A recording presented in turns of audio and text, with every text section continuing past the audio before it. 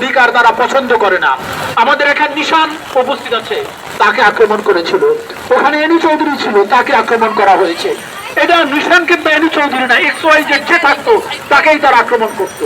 তাহলে এই যে ঘটনাগুলি, এই ঘটনাগুলি আমরা কিভাবে দেখতে পাবো না? আমার নিজের কিছু অভিজ্ঞতা আছে। আমরা 71 সালে এরকম ছোটখাটো ঘটনা দেখেছি, কারণ তখন আমাদের যা বয়স হয়েছে সেটা দেখার সৌভাগ্য আমাদের বা দুর্ভাগ্য হয়েছিল। পরবর্তীকালে এরশাদ সাহেব যখন ক্ষমতায়, তখন আমরা একটা শ্রমিকদের সমাবেশ করতেছিলাম শাহজাহানপুরে একটা মিলনায়তনে। সেখানে আমরা একটা ইনডোরে একটা সমাবেশ করছিলাম, সেখানে বাইরে কোনো মাইক ছিল না। আমরা ওই সমাবেশটা করছিলাম তখন ভেতরের সাউন্ড বক্সের মধ্যে আমরা সমাবেশটা চালাচ্ছিলাম। কিন্তু তারপরেও তারা এসে ওই সমাবেশে আমাদের একজন শ্রমিককে তারা হত্যা করে এবং তার মাথার এদিক থেকে একটা রড ঢুকিয়ে দেয়, এই দিক থেকে বের করে দেওয়া হয়। তাহলে তাদেরকে যখনই তাকে পছন্দ হবে না তখনই তাকে হত্যা করবে, আর আমরা তাদেরকে কিছু বলতে পারবো না। এটা বললে অন্যায় হয়ে যাবে।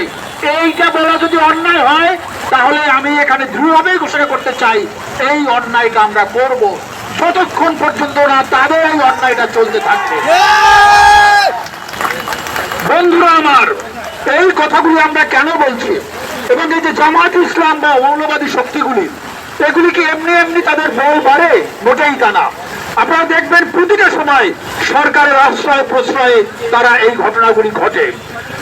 প্রথম থেকেই যেটা শুরু হলো সেটা হলো যুদ্ধ অপরাধ না বলে দালাল আইনে বিচার করতে গেলেন, তারপরে তাদেরকে মওকুফ করে দেওয়া হলো।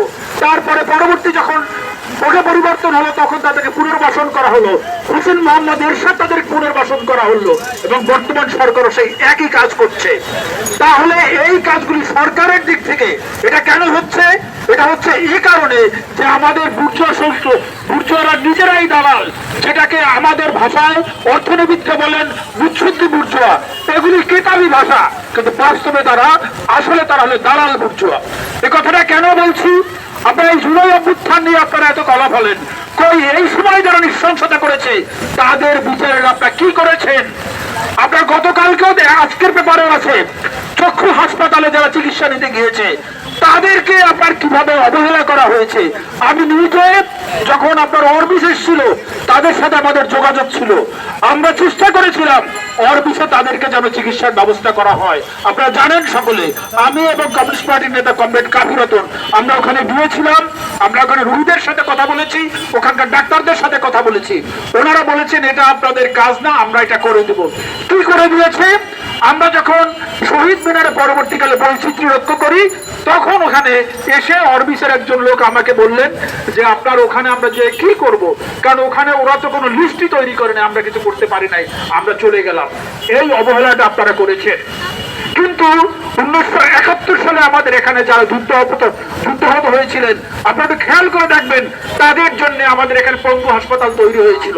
তৎকালীন সোভিয়েত ইউনিয়ন এবং ইস্ট ইউরোপে তাদের চিকিৎসার ব্যবস্থা করেছিলেন।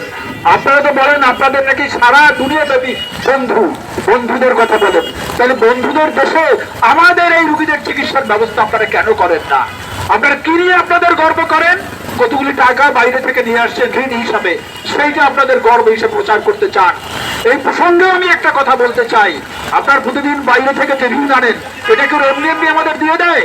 এই টাকাগুলো আমাদের প্রদান করতে হবে এবং এখন আমাদের সবচেয়ে বেশি টাকা প্রদান করতে হয় এই ঋণ পরিশোধের জন্য। আপনার বাজেট সহায়তার জন্য টাকা নিয়ে আসছেন, কেন নিয়ে আসছেন সেই প্রশ্নের আগে জবাব দেন।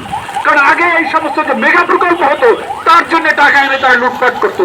আপনারা তো বলছেন মেগা প্রকল্প বন্ধ, তাহলে কেন আপনারা টাকা নিচ্ছেন? এই সমস্ত প্রশ্নের আপনাদের জবাব দিতে হবে। বৃষ্টির মধ্যে আমি আমার কথা বাড়াতে চাই না, আমরা পরিষ্কার যে কথা বলতে চাই সেটা হলো এই যুদ্ধাপরাধীদের বিচার আমরা শেষ পর্যন্ত চাইবো, তাতে আমাদের পরিণতি যাই হোক না কেন। সকলকে ধন্যবাদ।